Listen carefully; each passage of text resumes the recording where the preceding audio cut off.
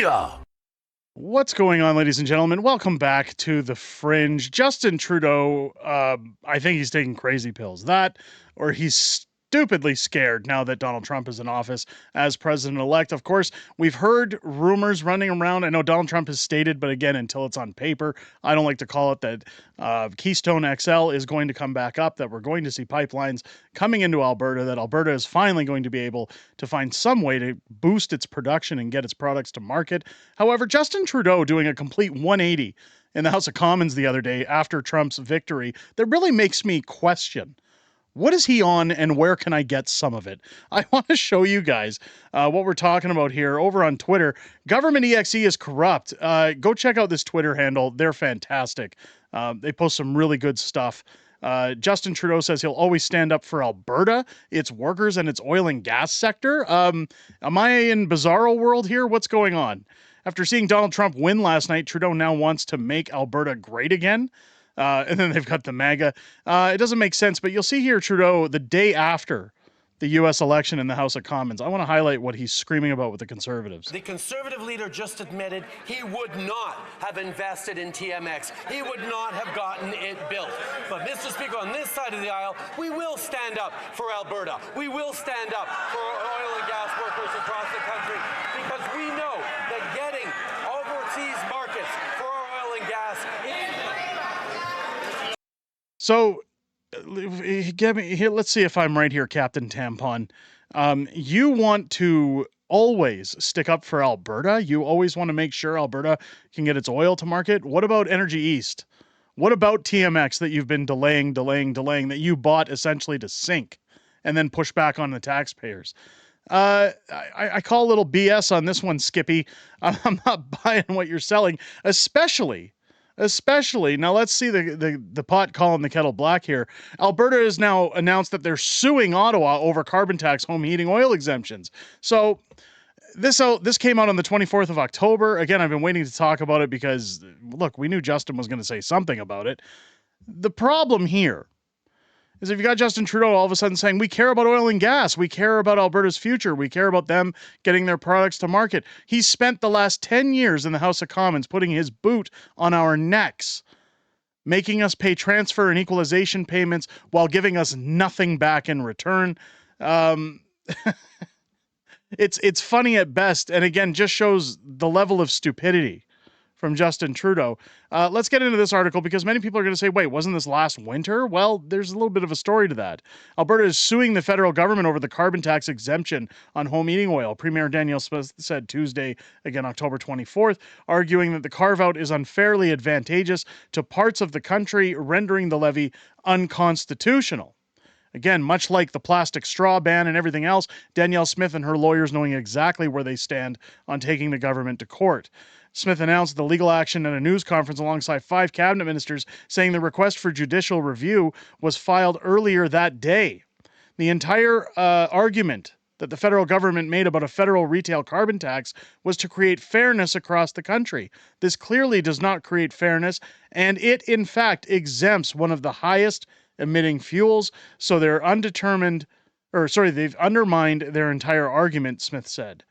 Home heating oil is a type of fuel, usually kerosene or gas oil, burned to heat residential heat. God, my dyslexia is really kicking in, guys. I apologize.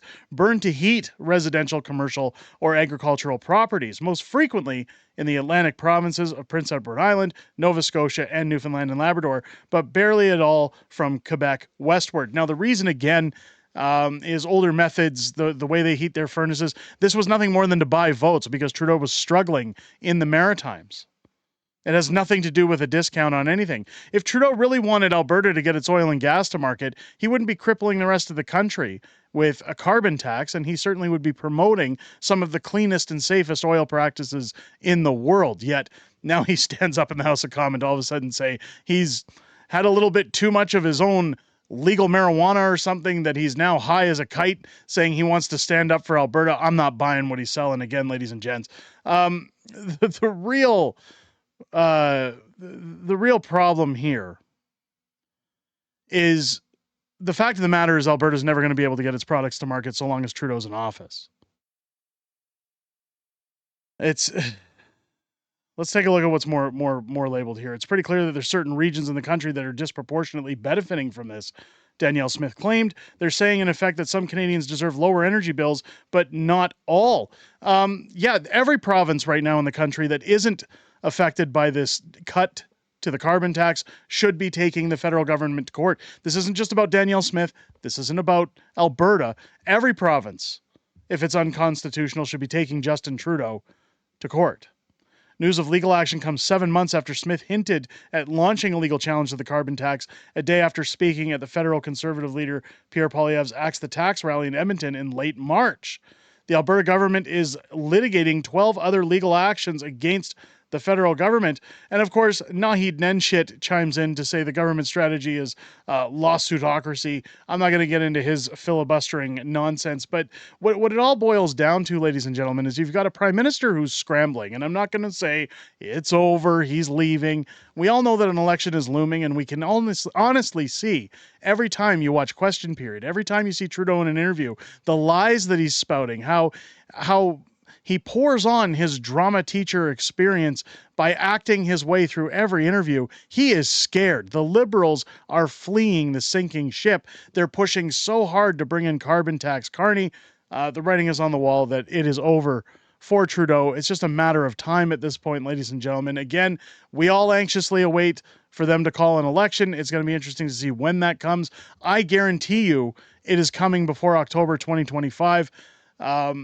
Again, if you look at the writing on the wall, if you look at the hostility in the House of Commons amongst MPs, amongst parties, Trudeau's going at some point very soon, ladies and gentlemen. So again, we won't say he is in a video title, in a thumbnail, but this has to point to something. When he's actually turning around and lying about sticking up for Alberta, it's just sheer insanity. But ladies and gentlemen, let me know what you guys think down below in the comments. Do you think Trudeau really wants to stick up for Alberta? Do you think that's the case? That's the question of the day. Leave your comments down below if it's your first time here.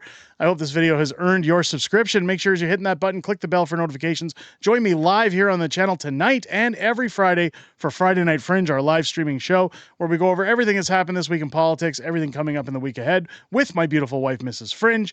And we also take your Q&A from the YouTube community. We have the absolute best community on the platform, and I look forward to chatting with each and every one of you this upcoming Friday night tonight at 6 p.m. Central, 6 p.m. Pacific, 8 p.m. Central here on the channel. Hopefully my language skills are a little bit better by then, but if you want to be a part of that, ladies and gentlemen, make sure to turn on your bell for notifications. Join us live tonight. It's going to be a great show as always, and I look forward to seeing each and every one of you there. I hope you enjoyed this video and have a great rest of your day. I'll catch you on the next one.